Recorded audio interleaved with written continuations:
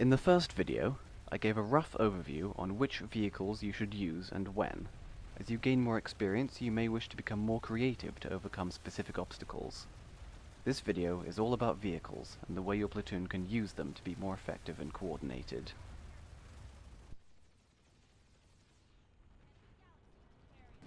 If you know that your enemy has a lot of anti-air, a high-speed drop will serve you best.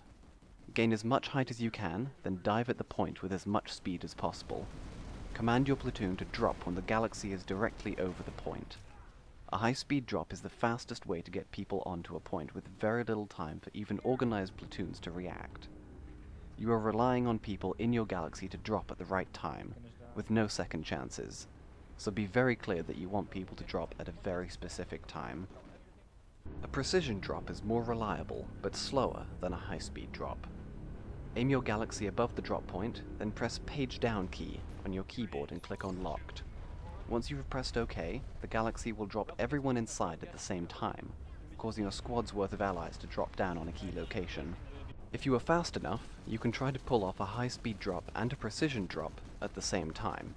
It should be noted that when you are in your vehicle's permission menu, you cannot control movement, so if you aren't fast enough, everyone involved dies.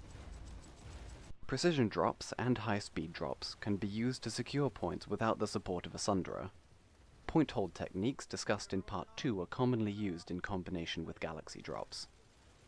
The most effective way to get as many people inside galaxies is to ask your platoon to respawn at the warp gate while asking for a few galaxies to be spawned at the same time. Give everyone some time to get inside the galaxies, then head off. Saving time is crucial here, so that you don't have 40 or more people doing nothing at the warp gate. To encourage people to speed up, you might want to tell them that you will kick them if they are not at the warp gate within a minute or so. The high altitude drop is best used to fuel fights that can take a long time to finish. If skies are clear, you can fly your galaxy to the sky limit and hover it above a key point. Your squad members can spawn on the galaxy and immediately drop out onto the battle below. They won't take fall damage while exiting from the galaxy. High altitude drops are sometimes used as a replacement for a sunderer. As long as every squad has a galaxy in the air, everyone can spawn directly on the point. Enemy vehicles can sometimes be overwhelming, but there are a few ways to deal with them. As long as you are not spawn camped, ask your platoon to divert attention away from the point and spend a few minutes to take out as many vehicles as possible. Call for rocket launches like the Lancer, or Comet Maxes, or light assaults with ambush jets and C4. This will, at the very least, cause some enemy vehicles to pull back for repairs, allowing your allies to have a little more access to parts of the base without fear of random Hesh rounds hitting them. As a last resort, if your platoon is completely pinned down in your spawn room, with vehicles firing at you from all angles, the best thing you can do is fight fire with fire. Ask your platoon to spawn at a nearby base and spawn large amounts of armor. Repair sunderers and main battle tanks are what you want most of. When you are confident that your armor will overwhelm theirs, order everyone to move out and begin picking off individual enemy vehicles. If there is absolutely no hope of breaking out of the spawn point or securing the base, simply moving to another part of the map is the best idea. If you find yourself taking a base with too many vehicles, that usually means you are part of an overwhelming force.